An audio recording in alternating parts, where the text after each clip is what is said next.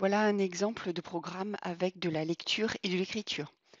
Alors, tout programme doit commencer par l'instruction dièse ou hashtag, comme vous voulez, include stdio.h. Cette instruction permet d'inclure une bibliothèque dans laquelle il y aura l'explication pour le compilateur de toutes les fonctions qui vont être utilisées par la suite dans le programme. Par exemple, ça permettra au compilateur de comprendre ce que veut dire l'instruction printf qu'on utilise ici ou plus loin scanf. Donc à mettre systématiquement en début de programme. La deuxième ligne, dièse define P 1,56, ça permet de définir la valeur de P à 1,56. C'est pas du tout obligatoire. Vous pouvez utiliser dans le programme à la place 1,56 à la place de P tout simplement. Main avec deux parenthèses, ça veut dire qu'en fait, on va écrire le corps principal du programme. Donc c'est pour ça que ça s'appelle main et ça se commence et ça se termine par des accolades. C'est important de mettre ces accolades. Les accolades, de manière générale, permettent de grouper un bloc d'instructions. Ensuite, on définit les variables qu'on va utiliser dans ce programme.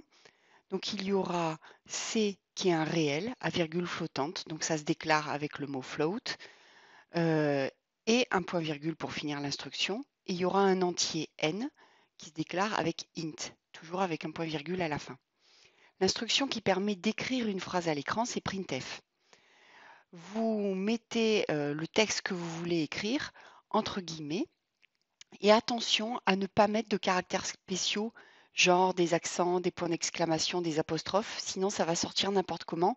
On verra dans la vidéo suivante comment les faire afficher correctement à l'écran. Ensuite, pour que le compilateur récupère la valeur rentrée par l'utilisateur et la mette dans la variable n, il faut utiliser l'instruction scanf et lui mettre entre guillemets le type de la variable qui va être lue. Donc ici, comme c'est un entier, ça va être %d. Si vous voulez lire un réel, ce sera %f, et si vous voulez lire un caractère, ce sera %c. Attention, dans ces guillemets, ne mettez rien d'autre que le type de la variable à lire, pas de texte. Virgule, et ensuite vous mettez le nom de la variable dans laquelle vous voulez que cette valeur soit mise, avec devant le et commercial. On expliquera plus tard ce que veut dire ce et. Si vous l'oubliez, ça ne va pas marcher, ça va faire n'importe quoi. Donc ne l'oubliez pas et ça ne se met pas dans un printf, ça se met systématiquement que dans un scanf. Ensuite, on fait le calcul. C, c'est P fois N. Et ensuite, on écrit le résultat du calcul. Donc, je vous rappelle que c'est le prix d'une tournée de bière, avec le prix d'une bière à 1,56 et N le nombre de bières. Donc, c'est le prix calculé. On peut écrire printf la phrase « Le prix de la tournée sera 2 ». Et là, on veut insérer le résultat du calcul, c'est-à-dire C. Comme C est un float, on va lui indiquer qu'à cet endroit-là du texte, on veut insérer une valeur qui est de type float, c'est-à-dire un réel. Donc on met %f et on continue notre texte à écrire euro et anti/n qui veut dire passe à la ligne.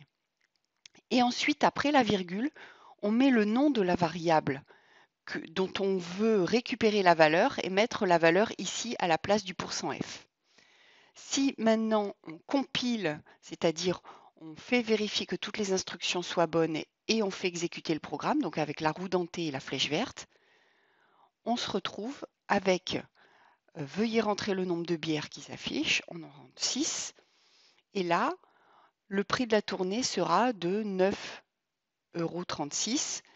Vous voyez que la valeur calculée s'affiche bien à l'intérieur de la phrase texte que vous avez mise en dernière instruction du programme.